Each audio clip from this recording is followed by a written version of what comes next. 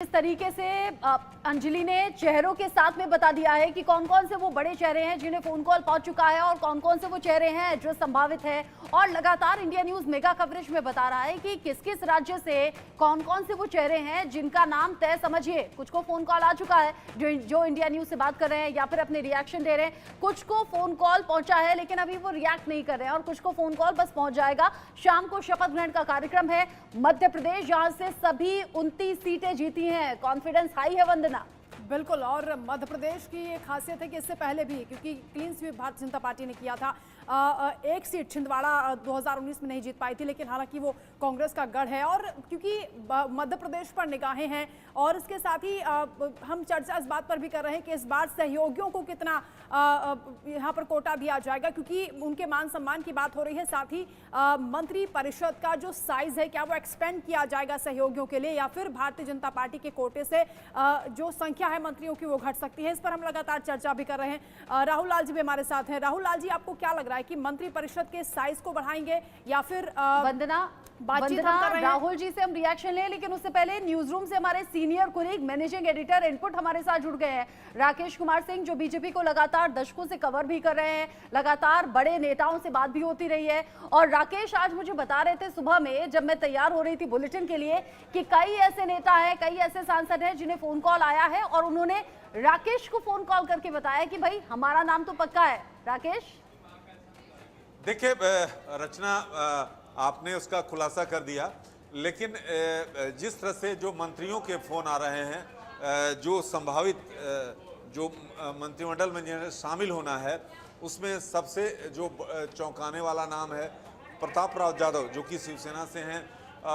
उनको लेकर लगातार शिवसेना के अंदर ही दूसरे नामों की चर्चा थी, लेकिन उनके नाम हैं जेडीयू में ललन सिंह। और मैं सभी लोगों की बात कर लेता हूं पहले कि जेडीयू से ललन सिंह है, रामनाथ ठाकुर हैं, एलजेपी आर से चिराग पासवान हैं, साथ ही साथ हम पार्टी से जीतन राम मांझी हैं। अगर हम बिहार की बात करते हैं, उत्तर प्रदेश में बात करते हैं, आरएलडी से जयंत चौधरी हैं जो गठबंधन दल में महत्वपूर्ण रोल अदा कर रहे हैं। टीडीपी से राम मोहन नायडू हैं। इसके अलावा चंद्रशेखर पेमा शानी जो है उनको फोन आ चुका है। ये दोनों गठबंधन के अहम सदस्य हैं। और सबसे अभी की बड़ी खबर ये है कि अमित शाह से मिलने पहुंचे हैं बिहार के पूर्व मुख्यमंत्री जीतन राम मांझी। अभी पहुंचे हैं जीतन राम मांझी जो हैं, अभी गृह मंत्री अमित शाह से मुलाकात कर रहे हैं। तो सर्बानंद सोनोवाल को आया है, साथ ही साथ मनोहर लाल के भी फोन आने की बात सामने आ रही है सूत्रों से। और जिस तरह से जो संभावित मंत्रियों की 11:30 बजे प्रधानमंत्री आवास पर जो है चाय पर बुलाया गया है। एचडी कुमार स्वामी, जो कि जेडीएस के बड़े नेता हैं, उनको भी जो है फ़ोन कॉल आया है। और अमित शाह के घर पर जो है करीब 1 घंटे से शाह और नड्डा की बैठक चल रही है। और उसी बीच जो है बिहार के पूर्व मुख्यमंत्री जीतन राम मांझी वहाँ पर पहुँचे हुए हैं। तो ये जो है लास्ट समय पर जो है फाइन ट्यून किया जा रहा है। राजनाथ सिंह, पीयूष गोयल के नाम तो हैं ही, इसलिए मैं पुराने नामों का जो बड़े चेहरे हैं वो हैं मंत्रिमंडल में, चाहे बात करें नितिन गडकरी की, बिल्कुल राकेश जी, कई बड़े चेहरों का आपने जिक्र किया है जिस पर लगातार इंडिया न्यूज बातचीत कर रहा है। और वो संभावित चेहरे हम दर्शकों को दिखा रहे हैं जो मंत्री बन सकते हैं, जिनके नाम की चर्चा बहुत ज्यादा हो रही है, या दिग्गज जो चेहरे हैं उन्हें कितना स्पेस मिलेगा ये देखना दिलचस्प होगा। कुलभूषण हमारे साथ है, मध्य प्रदेश की हम बात करेंगे। कुलभूषण, कई बड़े चेहरे हैं, शिवराज सिंह चौहान हैं, ज्योतिरादित्य सिंधिया हैं, जिनके नाम पर तो लगभग ये कहा जा रहा है कि आप मोहर मानिए। क्या अपडेट मिल रही है मध्य प्रदेश में, कितने मंत्री बनाए जा सकते हैं?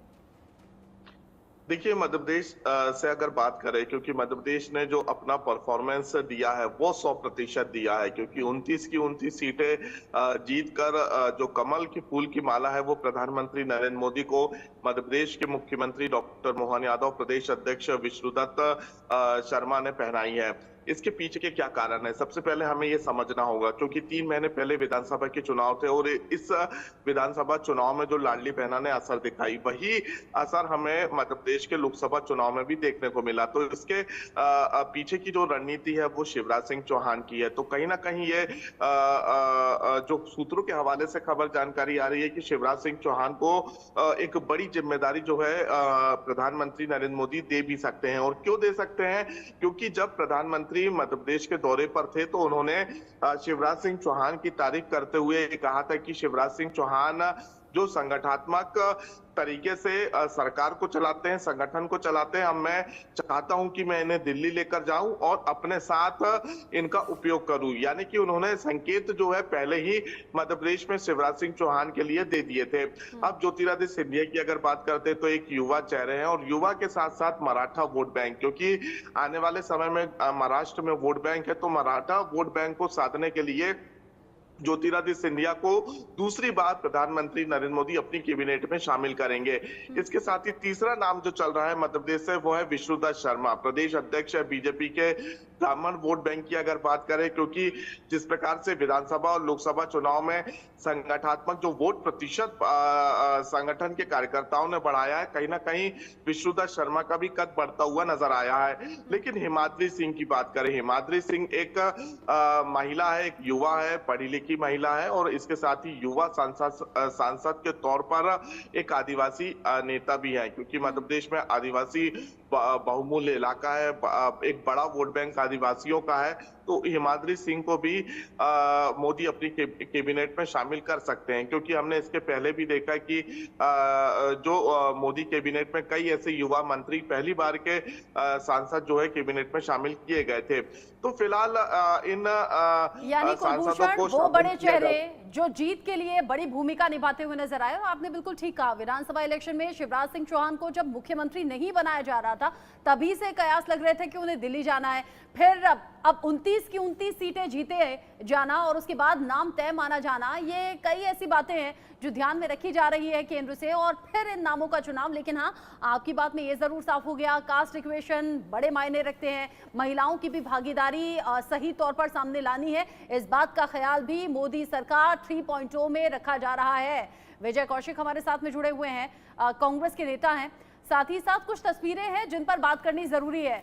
विजय जी, ये ऐसा चुनाव है जहां सत्ता पक्ष भी खुश है, विपक्ष भी खुश है, लड्डू किसी के खराब नहीं गए और तैयारी अब आगे की हो रही है, कॉन्फिडेंस दोनों ही साइड का बढ़ा हुआ है, उसके लिए आपको बधाई। लेकिन साथ ही साथ कुछ तस्वीरें हैं और वो तस्वीरें लगातार टीवी स्क्रीन पर हम चला रहे हैं जिसमें नीतीश कुमार नरेंद्र मोदी के पैर छूते हुए नजर आते हैं, जिसमें चिराग पासवान, चूंकि मोदी बैठे हुए हैं, चिराग पासवान पीछे से आते हैं और अच्छे तरीके से मोदी चिराग पासवान को दुलारते हुए नजर आते हैं। या फिर यूपी के सीएम योगी आदित्यनाथ को ले लीजिए, थोड़ा सा वो जब बैठे हुए थे चुपचाप थे, लेकिन जब फूलों का गुलदस्ता देने की बारी आई, कांग्रेस कहने की बारी आई, तो मोदी ने योगी की पीठ को थपथपाया है। ये सभी तस्वीरें क्या इंडिकेशंस देती हैं? भले ही बहुमत हासिल नहीं हुआ लेकिन कॉन्फिडेंस रखना है बरकरार और विपक्ष की अपनी तैयारी।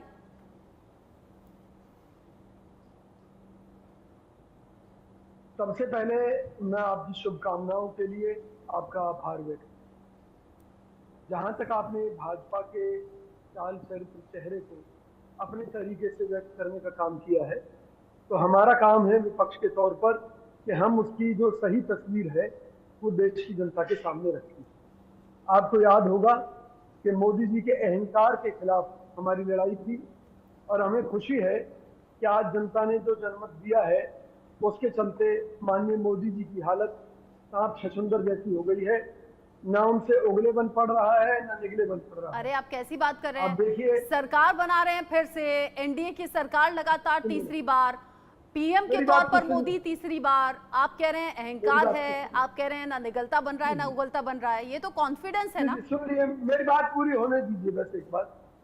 देखिए, जिस मुस्लिम आरक्षण का मोदी जी विरोध करते थे और कांग्रेस के ऊपर सवाल खड़ा करते थे, तो आज उनकी सहयोगी चंद्रबाबू नायडू की पार्टी अपने प्रदेश में मुस्लिमों को 4% आरक्षण की बात करती है, मुसलमानों को 1 लाख रुपए देने की बात करती है और अब इस पूरी प्रक्रिया को पूरे देश भर में लागू करना चाहती है।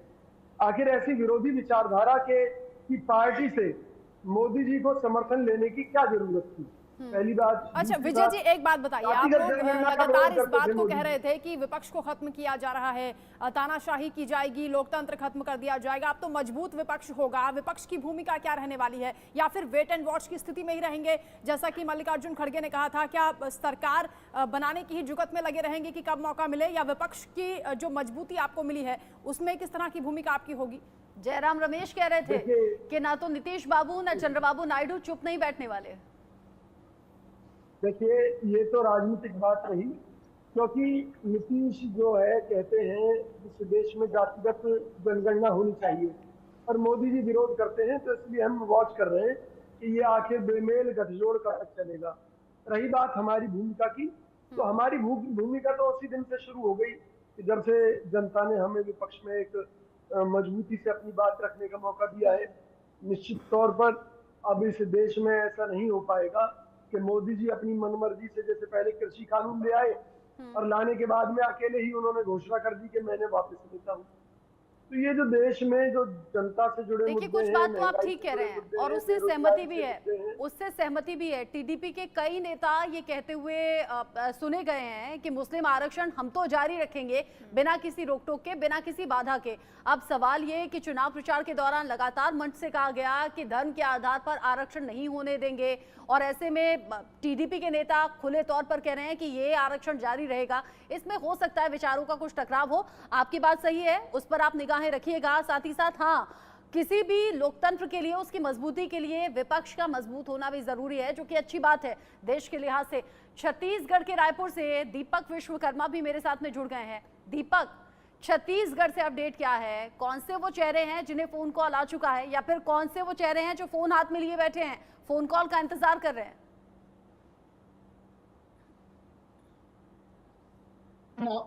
तीन नामों की चर्चा, उन तीन नामों का यदि बात की जाए तो जिसमें सबसे पहला नाम बृजमोहन अग्रवाल का, दूसरा नाम संतोष पांडे और तीसरा नाम विजय बघेल का। ये तीनों नाम है, तीनों की तीनों बात जो रहे कि हमको फोन कॉल आ जाए। यदि अब नहीं होता है तो इसके बाद जब एक्सपेंशन किया जाएगा तब इनका नाम आ सकता है। लेकिन यदि जातिगत समीकरण का ध्यान रखा जाएगा तो बिलासपुर से पहली बार जीतते हैं साहू समाज का बड़ा चेहरा है तोखन साहू को मौका मिल सकता है, क्योंकि जिस कास्ट इक्वेशन की बात की जा रही है, जिस कास्ट इक्वेशन के सहारे विधानसभा में जीत पाई और उसके बाद अब लोकसभा में, क्योंकि साहू वोटर एक ऐसा वोटर है छत्तीसगढ़ के भीतर, यदि वो पोलराइज हो जाए, यदि वो आपको वोट करने पे आ जाए तो वो किसी की भी सत्ता ला सकता है और किसी को भी सत्ता से उखाड़ सकता है। यदि भूपेश बघेल की सरकार गई है तो उसमें सबसे बड़ा कारण साहू वोटर का था, और ये मान लेना चाहिए यदि सब कुछ पलट जाएगा, यदि इन तीनों को मौका नहीं मिलता है और जातिगत समीकरण का ध्यान रखा जाता है तो तोखन साहू सबसे पहला नाम होंगे जिनको मौका मिल सकता है। और जिन तीन नामों की चर्चा हो रही है इसमें बृजमोहन अग्रवाल, संतोष पांडे और तीसरा नाम विजय बघेल का है।